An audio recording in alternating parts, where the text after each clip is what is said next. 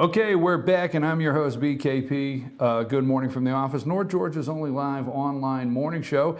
And as you know, we like to make sure we get involved in the campaigns to the point that we bring the most information for voters out there, and it's all about you. In doing that, we have 18 candidates in the 6th Congressional District who that would like to replace Tom Price, the new HHS Secretary in the 6th Congressional District of Georgia.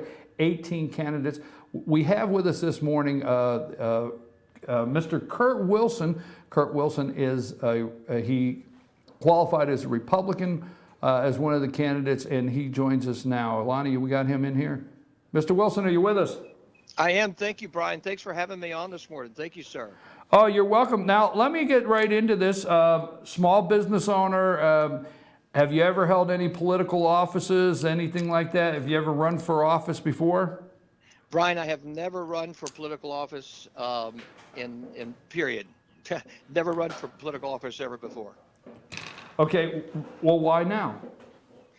I tell you, it's a couple of reasons. One is that I believe America's at a crossroads. I think that the Spirit has called a lot of us, and I wanted to call more of us, to get involved and be part of changing, first of all, Washington, D.C.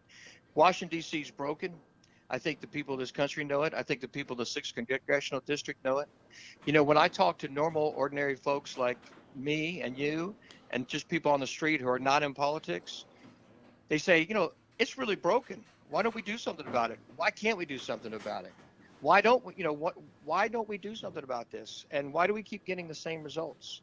And so, you know, I really tried to, forgive me, I tried to avoid this process of getting into politics, but I kind of kept getting dragged back into it from the standpoint of conversations and questions that kept coming back to me, especially I really felt like through the discernment process of when we actually got serious about that, which is we've got regular, ordinary people who've had enough, who've been blessed by this country and blessed by the opportunities of the country, and who've had some success, have learned some skill sets where they can go in and know what to do and how to do it and be compelling, have got to get involved in politics and then get back home. And that's why it took me back to the first issue, which is I'm absolutely compelled by, and I want to compel your listeners, which I think most of them already believe this and know this, which my three, you know, when you're in politics, which I've been here for about 60 days, everybody's, what are your three things? What are your three things? What are your three things? I keep hearing this ridiculous question.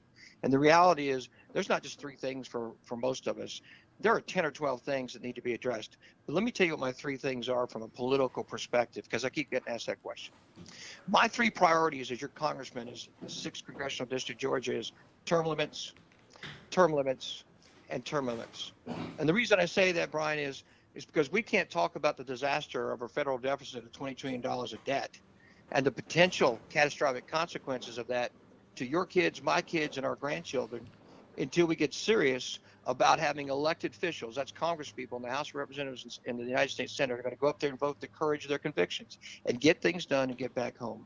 We can't talk about fixing the federal bureaucracy that stalls private sector job creation, tortures your family, my family, with ridiculous, complicated tax codes, rules, and policies, and keeps bringing more of them. We're not going to get serious about fixing the federal bureaucracy until we get Congress and the House of Representatives, United States Senate, who has the purse strings and has the power. It's the only organization, it's the only body that has the power to actually derail federal bureaucracy. Even the president can do it. The president can nibble around the margins, but the Congress has to do it. And it's time to elect people who have clarity and conviction about getting that done. We can't talk about the disaster, I hate to say it, of healthcare.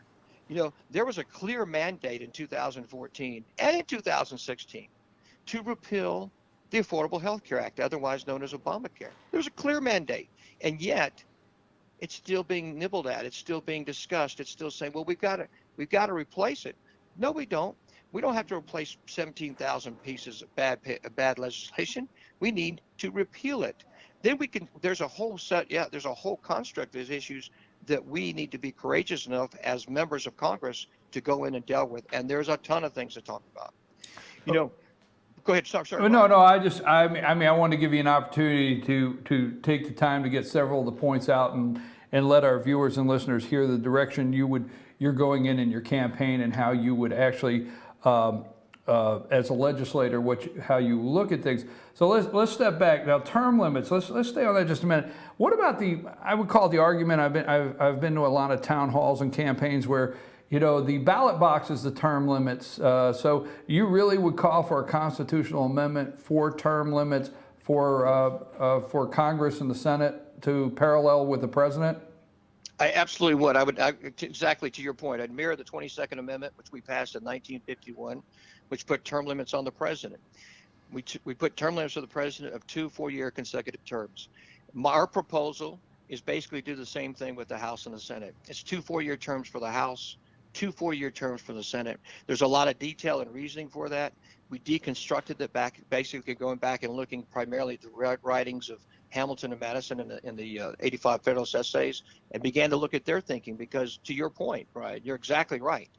When you look at how they thought of the issue of people serving, is they thought that if you'd asked me this 25 years ago, I'd been ambivalent on the issue, which is, hey, elections are term limits. The reality is, check this out for a staggering fact. I don't know, you and I are probably the same age or close to it. I'm 55, so I still remember the Soviet Union. And I still remember the Soviet Union Politburo, which you know, and the Politburo was, i.e., the quote-unquote legislative body of the Communist Party. And do you know that we return members of Congress at a higher rate of return than the Communist Party elected members to its Politburo? I mean, think about that for a second. That's telling you something is wickedly wrong with our system. It's telling us that we're not replacing members of Congress in a fresh and energetic way. And the part of that is that something that I think most of us know. We know it intuitively, we know it by fact. And that is that Congress has continued to become an elite political class that serves its own interest and serves the interest of special interest. And it's not representative of the will of the people. There are so many things. You know, I just went through a list of them. I can go through a list of many, many items. You know what? And 70% of us are going to agree on them. Well, let me ask you a question. Okay, now let's go. You said vote your conviction. So let's get through that. You want term limits. You talked about the debt. You talked about health care, repealing it, and not to put words in your mouth, but you don't say replace because there's 1,000 and some pages that you just don't think need replaced, but you need to repeal this disaster. My words, I don't remember if that's what you said, quote, but vote your conviction. So name some votes. Let's start with the debt. Let's start with the debt. How do you address the debt of this country and maintain a spending level that maintains services and doesn't touch entitlements, the whole third rail? So what do you do about the debt? What do you think about that? I think, Brian, you're going to find out in this conversation that I don't sound very political. I don't intend to sound political. I intend to sound like a regular person with true beliefs, because when I talk to people, they say things differently than how things get talked in political circles. So let me answer your questions, because there's a lot you have to unpack in each issue, right? So a perfect example is, it sounds simplistic, but, you know, as a business person, you know, one of the first requirements is I have to meet a budget, right? I cannot spend more money than I take in. That sounds incredibly simple, right? Most households are felt with that same consequence, right? If they take on debt, it's burdensome. It's something they have to pay back, and they have to pay back in a definable timetable. That's a very simple construct. That's very definable. It's very easy. So before you get to all the larger arguments of spending, and by the way, to your point, Congress has abdicated its spending requirement, its purse string responsibility, because the federal bureaucracy is gone so strong and so large. And again, Congress is the only organization that could fix it. That basically over 60% of spending falls into entrails, and I use that word intentionally, of the federal bureaucracy. So that online, Congress is only controlling about 36% of spending on its budgetary process every year. That's irresponsible. And is that easy to fix? It takes people making hard decisions. So you talked about the third rail of politics, right? Go back and unpack Medicaid. Go back and unpack Medicare. Go back and unpack Obamacare, right? And you've got two driving forces when you look at the healthcare debate. You've got Republicans for over 100 years that have been pushing basically monopolization of healthcare. And you've got Democrats on the left side who've been pressing nationalization of health care. When you go back and look at the legislation over the last 100 years, going all the way back to the Taft administration, it's interesting to see how both sides are party, in my opinion, of not serving the best interest of the American public. Those are hard things to deal with, but you know what? You have to be willing to say, my interest is not getting reelected. My interest is doing the right thing when nobody else is looking. My interest as a congressman, the reason I'm getting in this is because I'm going to talk the same way up in Washington. I'm going to vote the same way in Washington. I'm going to be compelling to talking to other people and other congresspeople of convincing them that they know what the right thing to do is. Let's quit passing this off and kicking the bucket around on one issue after another issue after another issue and say, these are hard choices. You name the issue, I'll be glad to address it because I'm not a politician. I'm a regular person running for Congress. Okay, let's go into a little bit of a segment where we bring some question and answer. Just get it down a little bit. Now, don't take that wrong, sir. I don't mind listening to the answers, but I want to get 3 or 4 questions in here. If elected, you're going to be serving the 6th Congressional District of Georgia, which is obviously taking the place of Congressman Tom Price, but you're going to be going up and serving in a Congress right now that has a Republican president and is setting on what some Americans feel are very controversial issues. So let's go one at a time. Would you support, and do you think the ninth Federal Appeals Court was wrong? Do you support the travel ban that President Trump put in place, or do you support any form of travel ban into this country with excessive vetting? I think President Trump has been pretty much on mark. I think give you a short answer. I think he's pretty much on mark on the whole piece. Yes, okay. I would, and I find in the Ninth Circuit Court is a great representation of where we have allowed our judiciary to become activist and not originalist. Do you think? Well, let me ask you a question. If elected, are you going to use Twitter? How will you communicate with the 6? Are we going to? Can we get up in the morning and see Kurt's tweets run us there? I think great question, because honestly, at 55, I've got a Twitter account. The campaign's got a Twitter account. And so since I don't intuitively use it, it's probably a tool that we need to get up to speed to continue to communicate. You're exactly to your point. You got to find more ways to communicate to people and tell them what you really think. And so they can hear your voice and not the voice of how someone interprets your voice. And I think to President Trump's credit, that's what he does. He continues to communicate a lot. I know I've even had my wife say, man, sometimes I wish you wouldn't tweet so much. Well, you know what? President Trump does what President Trump does, and he doesn't worry about what everybody says. Hey, that's the right thing to do. Hey, that's the wrong thing to do. I can tell you what my introduction here in politics in the last 60 days is. Brian, I've been amazed by all the people that tell you what to do, how to do it, when to do it. It's interesting. A lot of advice comes, and I could see why this game is so tough, because you got so many people. And I'm going to tell you, that's what leadership's all about. Leadership's all about staying true to yourself, staying true to your beliefs, sticking to them even when people disagree with you. Being willing to listen and engage with people, sit down with people because you've got enough courage and knowledge of your own convictions, you can sit down and have a discussion. But you still do what you believe. And I can see in politics how that gets compromised so easily, because the seduction of wanting to get reelected is so tantamount that people keep falling prey to that instead of saying, damn it, that's not what I believe. Don't it? All right. I don't mean to interrupt you, but I want to get support build the wall. Do you support building that wall that President Trump wants to start immediately? I support President Trump's policies on illegal immigration without question. I would say I have a little caveat that I would add to that, and this is in the debate, which I've not heard anywhere in the national debate, and what I'm going to say to you is not popular. So with the issue of illegal immigration, I think the president has been exactly right on mark. There's one issue. Look, the people that are breaking the law, that's easy, right? They need to be deported. I've seen where the press is beginning to marginalize the president's perspective on that and saying, well, they're just minor infractions of the law. Doesn't matter. They broke the law. They're here illegally. We've got to deal with that.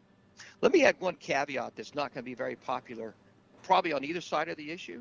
And that is basically, when we break the law in the United States, we've got a time limit basically before that law can be prosecuted. 7 years, generally speaking, right? I.e. the double, and of course, when you get tried for it and all those pieces. I'm going to suggest a thought. Now, this is a thought maybe for the national debate, that for those families, right, that haven't broken the law, where the kids are grown here, they're fully Americanized, they're Americanized citizens, but the parents are illegal immigrants and they're here illegally, and that they have, once they've passed perhaps the 7-year crescendo, and they have demonstrated that their intent is to be Americans, and they go through a full American naturalization process like a naturalization citizen would be, I would suggest that maybe we look at that small group of people as perhaps, rather than deporting those quote unquote families that have been here, let's say for 20 years, 15 years, where the kids are 16, 17, 18, that we might look at that process differently, that small group of people. That small group of people, and it's not going to be very popular, I would say maybe we don't deport because they've been here so long, they haven't gone back and forth. They're a small group of people, but there's a lot of good people in that. Now, there needs to be a consequence for them breaking the law, even though it was 10, 15 years ago. And we need to figure out what that's going to be in terms of the penalty. But I think that if they are demonstrating that they want to be here in America, that they truly have, their kids are Americans, and I think deporting them and leaving their kids here is problematic. To that side of the debate, I am actually sympathetic. All right. What about on that side of the debate? I understand that you're a small business owner. Am I correct? You own restaurants? Yes, sir. I've got about 250 people that we've been very blessed and fortunate enough to employ. Yes, sir. Okay. So through the restaurant business, touch on a little bit of healthcare costs, what it's meant to you as a small business owner, what immigration means to you as a small business owner. And do you see the policies that Donald Trump is trying to put in place now a benefit to you, if not elected, even as a small business owner? Do you see the benefits in your business where that's concerned? Well, let's talk again. You know, people like to micro down issues. I think one of the things that's so important about what President Trump is doing on the issue of illegal immigration. Illegal immigration is, first of all, it's about supporting the rule of law. And you go back to so many issues, whether it's the federal bureaucracy, whether it's our tax code, on and on and on, how we keep wanting to legislate more things and not enforce the laws in front of us. So President Trump is, one, absolutely correct to be doubling down on the issue of illegal immigration and making that a cornerstone issue, because it has to do with the rule of law, which is how our society basically works together on an ongoing basis. And we forget that because we keep adding more and more pieces of legislation. The second part of that as a small business person is, look, you got to double down, not only for my small business, but for your small business, medium-sized businesses, you got to double down on legal immigration. Because the reality is right now that American education has been lagging behind and continues to lag behind. It's been lagging behind for almost close to 50 years when you look at the numbers. And it's lagging behind on the quality of the students it puts out in math and sciences.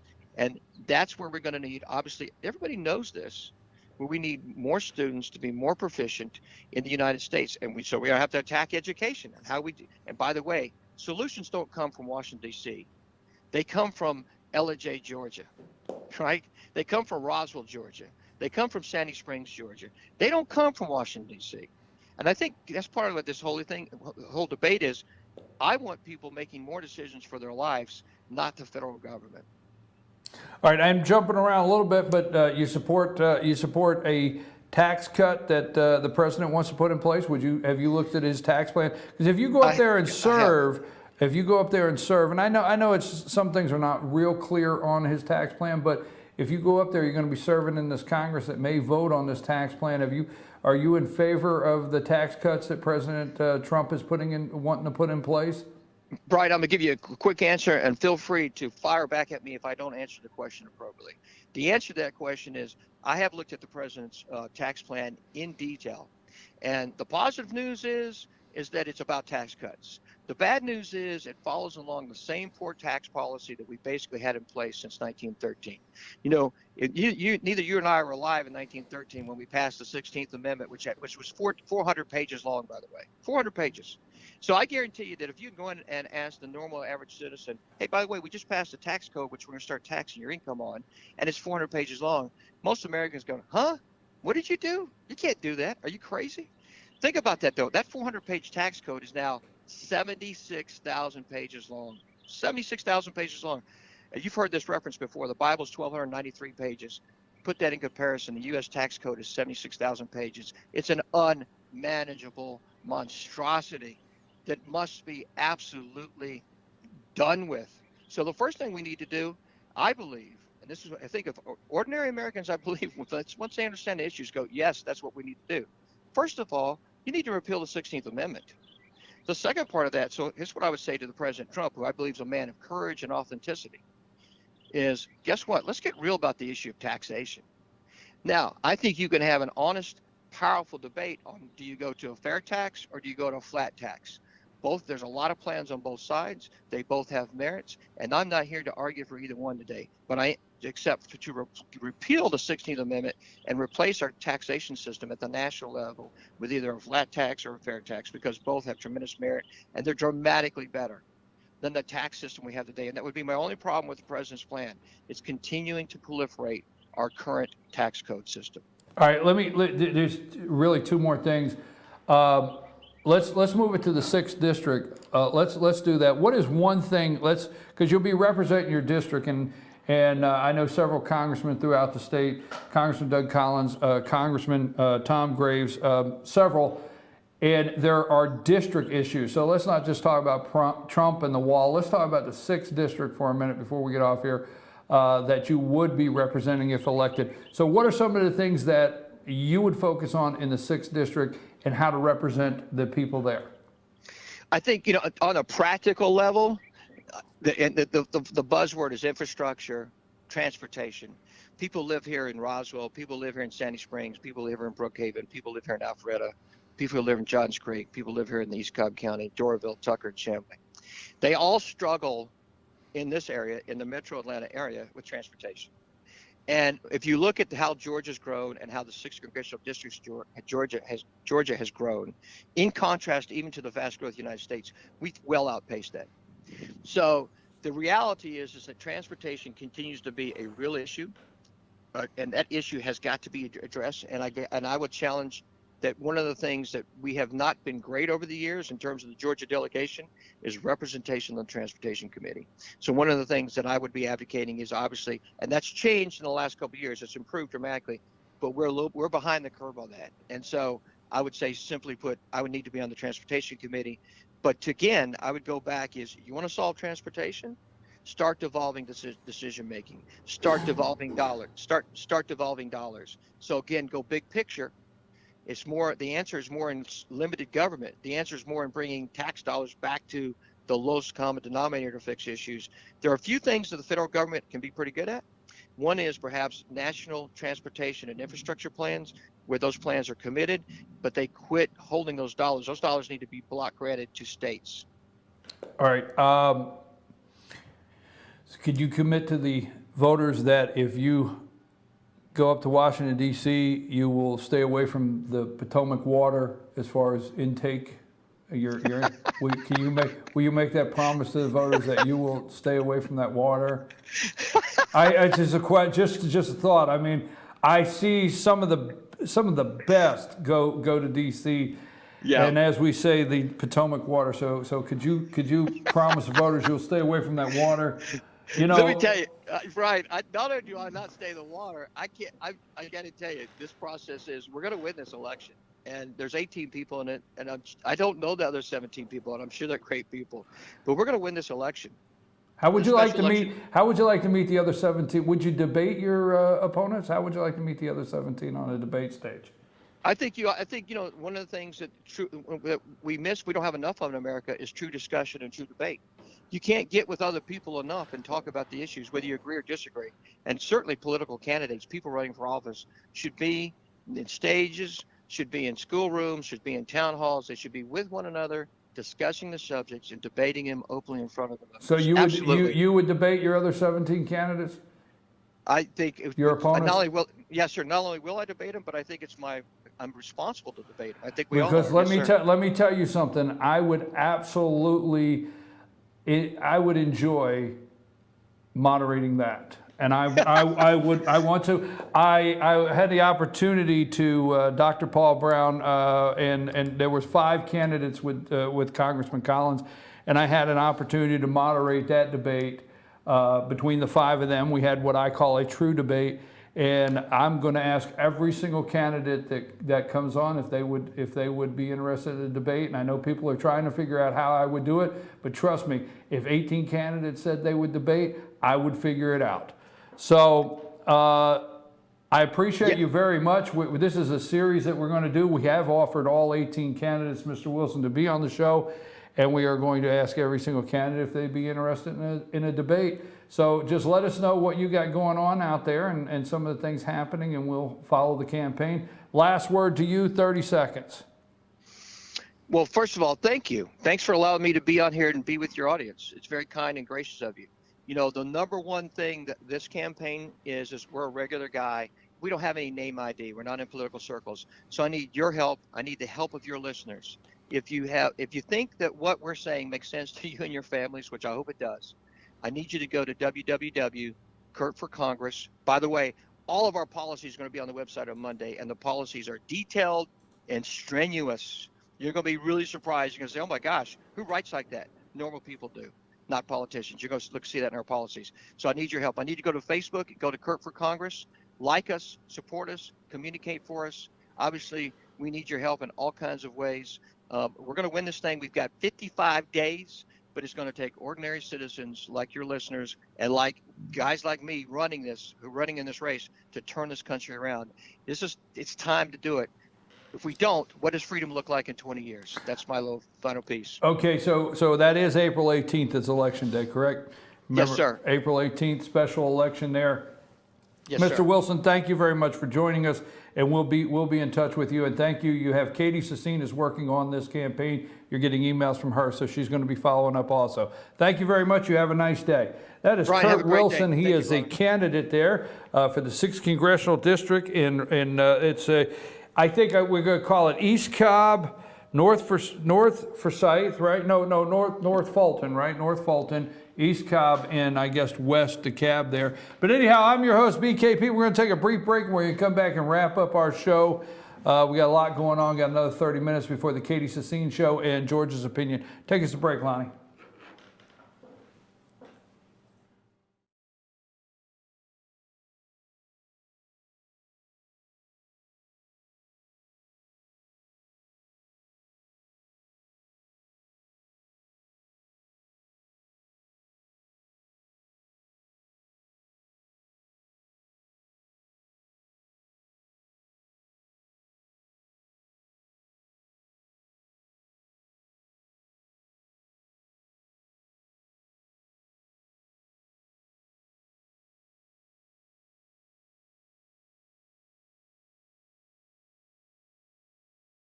It's a new year, new you at Schottenkirk Ford Jasper. Ring in the new year with huge deals on a brand new Ford. Right now, get exceptional offers like 0% financing plus a $1,500 factory rebate on a new 2017 Ford F-150 XLT. Or get 0% financing plus a $1,000 factory rebate on a new 2017 Ford Explorer. Make your resolution a reality during the New Year, New You sales event at Schottenkirk Ford Jasper, home of the Schottenkirk Customer Guarantee. Visit us online at SchottenkirkFordJasper.com. North Georgia Diamond is your source for diamonds. Come on in to view the area's largest selection of fine jewelry at North Georgia Diamond. All repairs and designs are done on site by our jewelers. And North Georgia Diamond has the lowest prices on loose diamonds. You can also sell your gold, silver, and coins at North Georgia Diamond between Walmart and Lowe's in East LJ.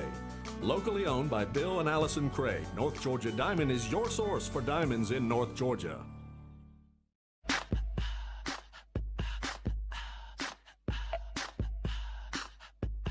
What you gonna do with all that junk?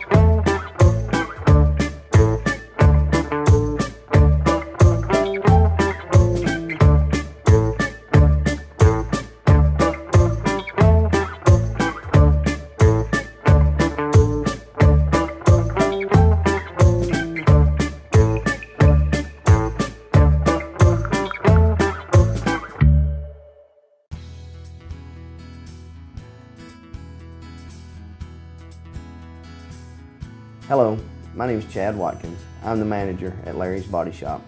We are a family-owned and operated business and have been serving the North Georgia area since 1978. We are located at 1216 Progress Road in LOJ, Georgia. Our shop specializes in collision repair and we work with all major insurance companies. Larry's Body Shop is ICAR Gold, the highest role of training recognized by the collision repair industry.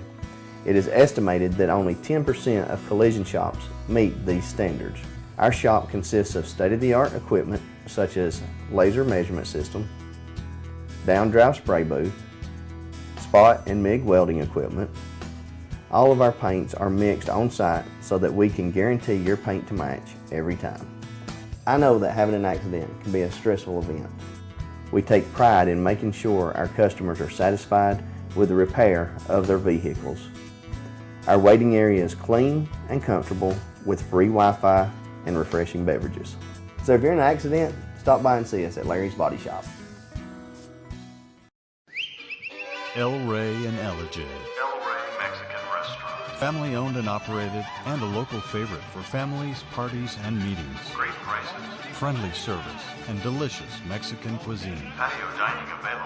Come sing in Carlos's Cantina every Friday 9 to 1. Eat in or take away. Same location for 14 years. Open 7 days at the corner of Maddox Drive and 515.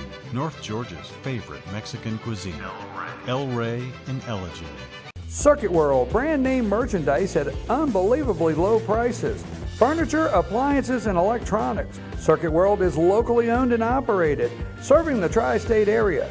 Circuit World has highly trained professionals to help. Visit your hometown Circuit World today. 3 locations in Georgia: Ellijay, Blue Ridge, and Blairsville, Franklin, and Murphy, North Carolina. No credit checks, so let Circuit World deliver to you today.